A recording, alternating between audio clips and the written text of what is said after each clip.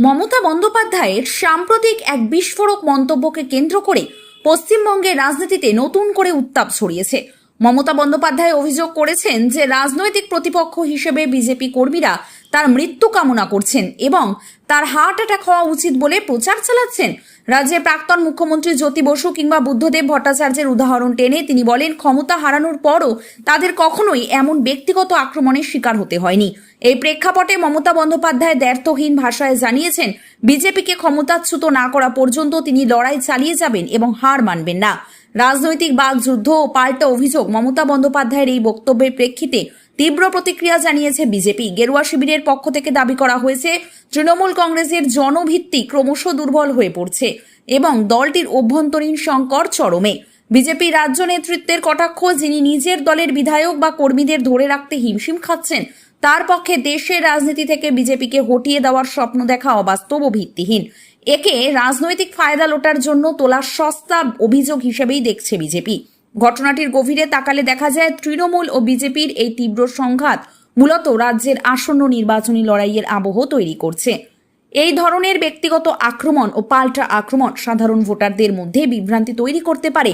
রাজনৈতিক বিশ্লেষকদের মতে, উন্নয়নমূলক ইস্যুর বদলে ব্যক্তিগত আক্রমণ ও মৃত্যু কামনা নিয়ে এই বিতর্ক রাজনৈতিক সংস্কৃতির অবক্ষয়কেই স্পষ্ট করে তুলছে। তৃণমূল ও বিজেপির এই রেষারেষি আগামী দিনে রাজ্যের আইন শৃঙ্খলা ও গণতান্ত্রিক পরিবেশের ওপর কতটা প্রভাব ফেলে, এখন সেটাই দেখার বিষয়।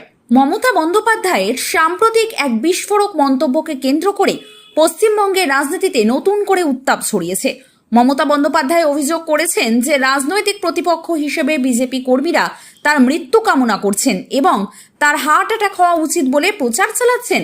রাজ্যের প্রাক্তন মুখ্যমন্ত্রী জ্যোতি বসু কিংবা বুদ্ধদেব ভট্টাচার্যের উদাহরণ টেনে তিনি বলেন, ক্ষমতা হারানোর পরও তাদের কখনোই এমন ব্যক্তিগত আক্রমণের শিকার হতে হয়নি। এই প্রেক্ষাপটে মমতা বন্দ্যোপাধ্যায় দ্ব্যর্থহীন ভাষায় জানিয়েছেন, বিজেপিকে ক্ষমতাচ্যুত না করা পর্যন্ত তিনি লড়াই চালিয়ে যাবেন এবং হার মানবেন না। রাজনৈতিক বাকযুদ্ধ ও পাল্টা অভিযোগ মমতা বন্দ্যোপাধ্যায়ের এই বক্তব্যের প্রেক্ষিতে তীব্র প্রতিক্রিয়া জানিয়েছে বিজেপি। গেরুয়া শিবিরের পক্ষ থেকে দাবি করা হয়েছে, তৃণমূল কংগ্রেসের জনভিত্তি ক্রমশ দুর্বল হয়ে পড়ছে এবং দলটির অভ্যন্তরীণ সংকট চরমে।